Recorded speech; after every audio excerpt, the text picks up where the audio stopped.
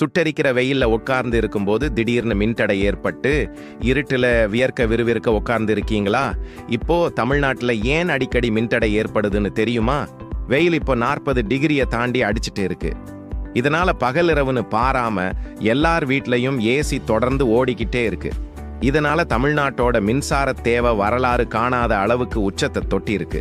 இப்படி ஒரே நேரத்துல லட்சக்கணக்கான ஏசிக்கள் தொடர்ந்து ஓடும்போது லோக்கல் மின்மாற்றிகளில் பளு அதிகமாகி பயங்கரமா சூடாகிடும்.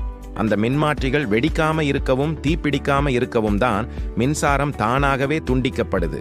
இதனால உங்க வீட்டு ஏசியை 24 டிகிரியில வைங்க. இது உங்க மின் கட்டணத்தையும் குறைக்கும், உங்க பகுதியில மின்தடை ஏற்படாமலும் தடுக்கும்.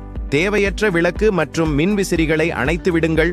மின்சாரம் இல்லாம வியர்வையில கஷ்டப்படுற உங்க நண்பர்கள் எல்லாருக்கும் இந்த வீடியோவை ஷேர் பண்ணுங்க. இது போல பயனுள்ள தகவல்களுக்கு நம்ம சேனலை சப்ஸ்கிரைப் பண்ணுங்க.